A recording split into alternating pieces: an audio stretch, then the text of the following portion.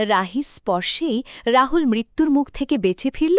হ্যাঁ বন্ধুরা, আমরা এমনটাই দেখতে পাব শুধু তোমারই জন্য সিরিয়ালের আগামী পর্বে। ভিডিও শুরুতেই দেখা যায় ঝড় বৃষ্টিতে কাঁপতে থাকা এক সন্ধ্যায় রাহুল হাসপাতালের বেডে নিস্তেজ হয়ে পড়ে আছে।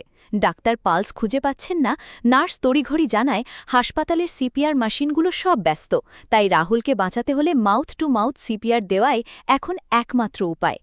রাহিম মুহূর্তের জন্যও দেরি করে না, চোখ ভরা আতঙ্ক কিন্তু বুক ভরা দৃঢ়তা নিয়ে সে রাহুলের পাশে ঝুঁকে পড়ে।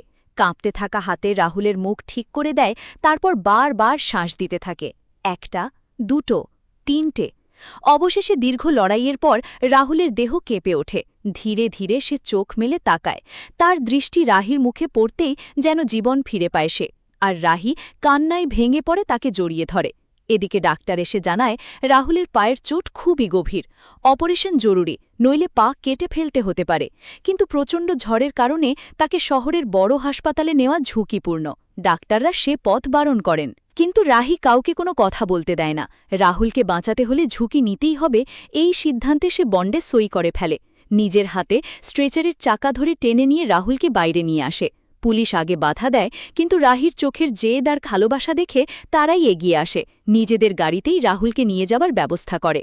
গাড়ি ঝড়ের মধ্যে ছুটে চলে, আশার আলো সঙ্গে নিয়ে। কিন্তু পথ মসৃণ নয়। হঠাৎ সামনের রাস্তায় বিশাল এক গাছ ভেঙে পড়ে, গাড়ি থেমে যায়। রাহুলের অবস্থা তখন আরও খারাপ হচ্ছে। রাহি তাকে বুকে জড়িয়ে ধরে কাঁপা গলায় বলে, তুমি আমার সঙ্গে থাকো, আমি তোমাকে কিচ্ছু হতে দেব না। অন্যদিকে দুজনের পরিবার চোখে জল নিয়ে প্রার্থনা করছে রাহি যেন রাহুলকে সুস্থ অবস্থায় ফিরিয়ে আনতে পারে।